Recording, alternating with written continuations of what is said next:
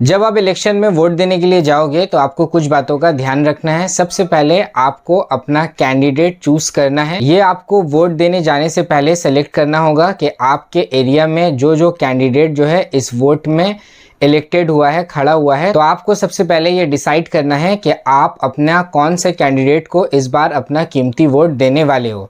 याद रखो, ये सबसे इम्पॉर्टेंट चीज़ है। अपना मुद्दा डिसाइड करना कि आपको इस बार क्या क्या चाहिए, उस हिसाब से कौन सा कैंडिडेट आपका विश लिस्ट में जो है वो फुलफिल होते हुए आपको नजर आ रहा है, तो उस हिसाब से आप अपना कैंडिडेट सबसे पहले सेलेक्ट करो। दूसरा, वोट देने जाने से पहले सबसे पहले आपको अपना वोटर आईडी कार्ड अपना पास रख लेना है। अगर आपका वोटर आईडी कार्ड किसी वजह से नहीं मिल रहा है तो इलेक्शन कमीशन ऑफ इंडिया की तरफ से जो भी 12 डॉक्यूमेंट बताया गया है, चाहे वो आधार कार्ड हो या पैन कार्ड हो, कोई भी एक डॉक्यूमेंट अपना पास रख लेना है। इसके अलावा तीसरा इंपॉर्टेंट चीज जो है वो है वोटर स्लिप, जो बीएलओ की तरफ से आपको मिल गया होगा। वो स्लिप को आपको बहुत संभाल के अपना पोलिंग स्टेशन तक लेकर जाना है। चौथा इंपॉर्टेंट चीज जिस बात का आप ध्यान रखोगे वो है आपका पोलिंग स्टेशन, आपका पार्ट और आपका सीरियल नंबर। ये सारा कुछ आपको आपका वोटर स्लिप में मिल जाएगा। तो आप अपना सही पोलिंग स्टेशन में, सही पार्ट में, जिस पार्ट में आपका वोट होता है वहीं पे आपको पहुंचना है। पांचवा चीज जिसका आपको ध्यान रखना है वो है टाइम। सुबह 7 बजे से शाम 6 बजे के बीच में जो है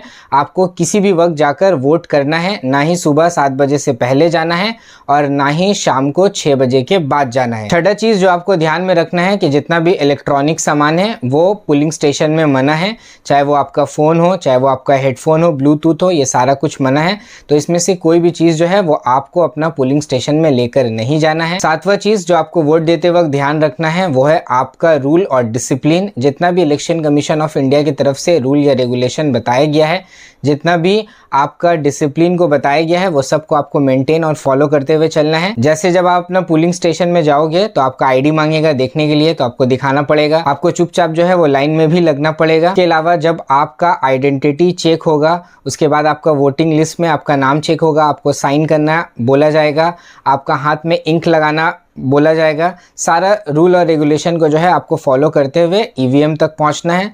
जब आप ईवीएम में पहुंचोगे, जो कैंडिडेट आप पहले से घर से डिसाइड करके आए हैं अपना मुद्दा के ऊपर कि हाँ हमको इस बार अपना इलाका में ये चीज चाहिए, जब आप वोट दोगे तो आपको पता है कि एक ही बार बटन दबाना है, बार बार बटन नहीं दबाना है।